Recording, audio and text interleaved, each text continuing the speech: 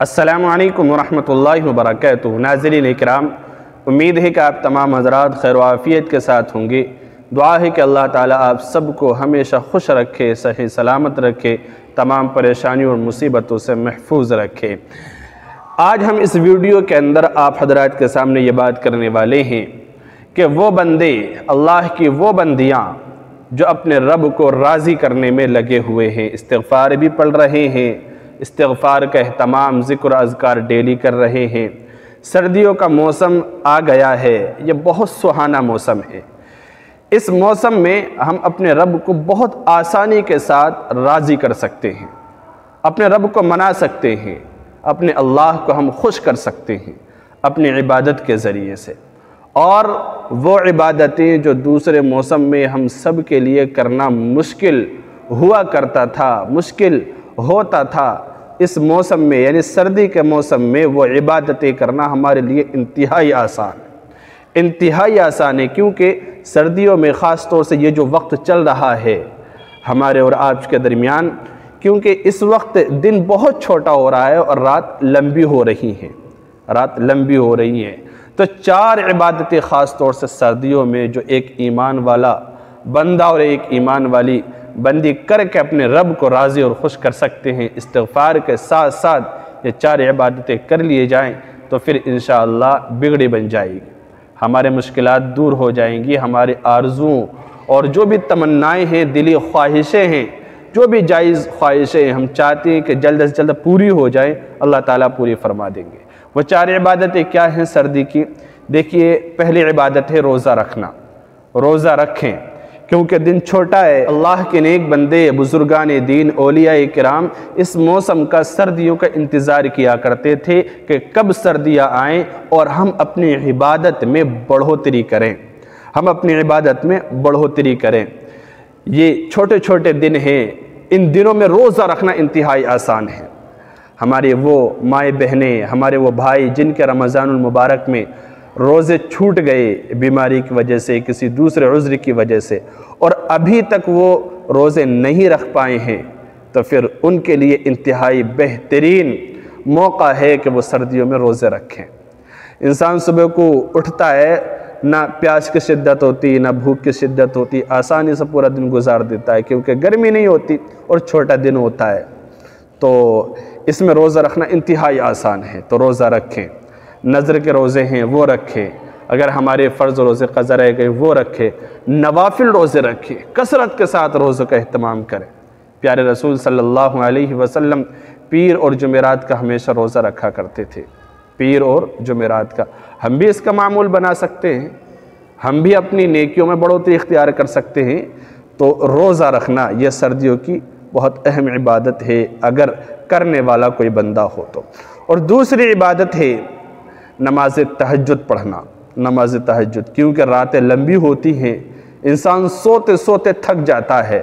اللہ تعالیٰ خود بخود آنکھ کھول دیتا ہے۔ ہر بندے کی رات کو 3 بجے 4 بجے کیونکہ جلدی سونا ہو جاتا ہے، شہروں میں تو عام طور سے ہوتا ہے لوگ دیر سے سوتے ہیں، لیکن پھر بھی 12 بجے تک بھی بندہ سوئے گا تو بھی 6، 6:30 اور 6:45 بجے تک فجر کی نماز ہوتی ہے،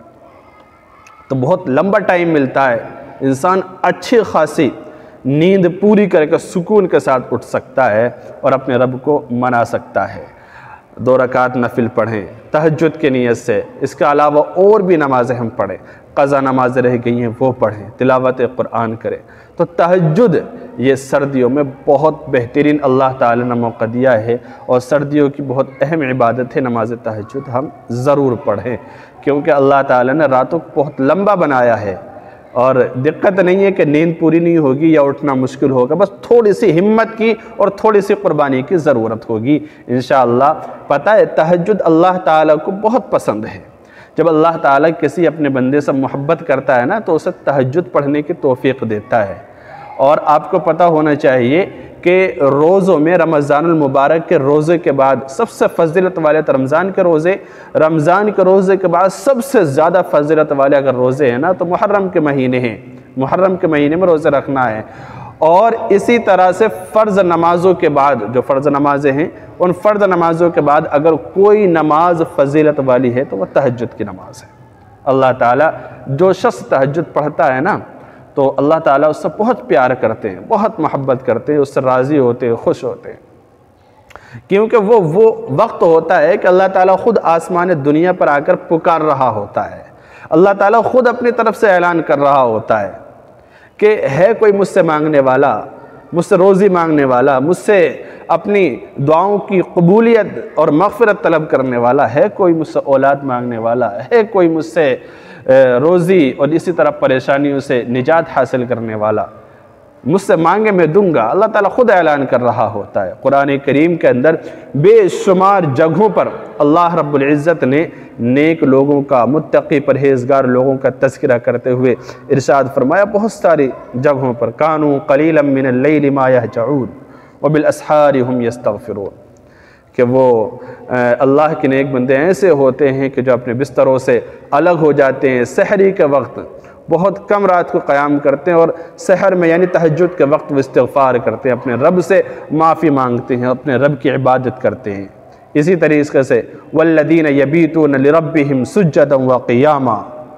وہ رحمان کے بندے ہیں، وہ رحمان کے بندے ہیں جو راتوں کو اس طرح گزارتے ہیں کہ وہ اپنے رب کے آگے کبھی قیام کرتے ہیں، کبھی سجدے کرتے ہیں۔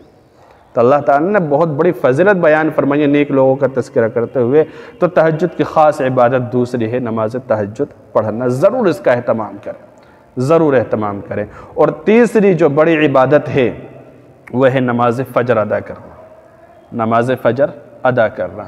کیونکہ رات لمبی ہوتی ہے، بہت بڑی رات ہوتی ہے۔ فجر میں انسان کے لیے اٹھنا مشکل نہیں ہے، بہت آسان ہے، بس تھوڑی ہمت کی ضرورت ہے۔ ہر شخص کے پاس نرم نرم بستر ہوتا ہے، آشائش اور آرام کی چیزیں ہوتی ہیں، بس اس نرم نرم بستروں کو چھوڑنا اور اس وقت میں وضو کر کے، ٹھنڈے پانی سے وضو کر کے، اللہ رب العزت کو بہت پسند ہے سردیوں کا وضو، بہت خوش ہوتے ہیں۔ تو اس وقت وضو کر کے ہم اپنے رب کو راضی کرنے کے لیے، عبادت کرنے کے لیے مسجد جائیں، اپنے گھروں میں ہماری بہنیں عبادت کریں، فجر کی نماز پڑھیں، فجر کی نماز پڑھیں۔ یہ خاص عبادت ہے جو ہم آسانی سے کر سکتے ہیں سردیوں میں، اور اپنے کھاتے میں بہت زیادہ نیکیاں جمع کر سکتے ہیں۔ اور اسی طرح سے ایک اور چوتھی عبادت ہے سردیوں کی، چمڑے کے موزے استعمال کرنا، جو خفین جن کو بولتے ہیں چمڑے کے، تو وہ چمڑے کے موزے پہنے ہماری بہنیں بھی استعمال کر سکتی ہیں، ہمارے بھائی بھی استعمال کر سکتے ہیں، کیونکہ سردیوں میں اس کی وجہ سے جسم کی بھی سیفٹی ہے، پیروں کی بھی سیفٹی ہے، صحت کے لیے بہت فائدہ مند ہے۔ ہم وہ چمڑے کے بنے ہوتے ہیں اور اس کا استعمال کرنا سنت ہے، پیارے رسول صلی اللہ علیہ وسلم نے اور اسی طرح صحابہ کرام رضوان اللہ علیہم اجمعین نے اس کو استعمال کیا، یہ سنت ہے، ہم یہ عمل اختیار کریں، اس سے ہمارے پیر محفوظ رہیں گے، سردیوں سے حفاظت رہے گی۔ اور پیر اگر کھلے ہوں اور پورا جسم ڈھکا ہوا ہو تو پورا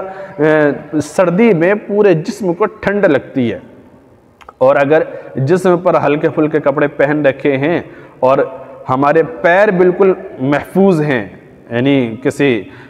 جوتوں کے اندر ہوں یا موزوں کے اندر ہوں یا خفین کے اندر ہوں، تو پورا جسم کو سردی محسوس نہیں ہوتی، پھر بہت کم لگتی ہے۔ اس کا تجربہ شاید آپ نے بھی کیا ہوگا۔ تو یہ عبادت ہے خاص طور، یہ تو خاص سردی کی عبادت ہے، سردیوں میں چمڑے کے موزے، اور پھر اس کے لیے وضو میں بہت آسانی ہو جاتی ہے، وضو کرنے میں بار بار پیر دھونے نہیں پڑتے۔ ہم گھر پہ اگر ہیں تو پھر ایک دن ایک رات کے لیے وضو کر سکتے ہیں، ہم نے ہاتھ اور اسی طرح سے چہرہ دھویا اور پیروں پر مسح کر لیا، چمڑے پر مسح کر سکتے ہیں، دھونے کی ضرورت نہیں۔ اسی طرح سے اگر سفر پر گئے ہوئے ہیں تو بھی بڑی مشکل پیش آتی ہے، موزے پہنے ہوئے ہیں چمڑے کے ہم نے، تو پھر 3 دن 3 رات ہم سفر کی حالت میں آرام سے اسی پر مسح کر سکتے ہیں۔ تو یہ بہت اہم عبادت ہے سردیوں کی جو میں نے آپ کے سامنے پیش کی ہیں، روزہ رکھنا، اسی طرح سے نماز تہجد، نماز فجر اور خفین پہننا۔ تو استغفار کے ساتھ ساتھ یہ چند عبادتیں جو سردی کے موسم میں کرنے کی ہم نے آپ کے سامنے بتلائی ہیں، ان کا اہتمام کیجئے۔ اللہ تعالیٰ آپ سب کا حامی و ناصر ہو، تمام عبادات کو قبول فرمائے، اور مجھے بھی دعاؤں میں یاد رکھیے۔ السلام علیکم ورحمۃ اللہ وبرکاتہ۔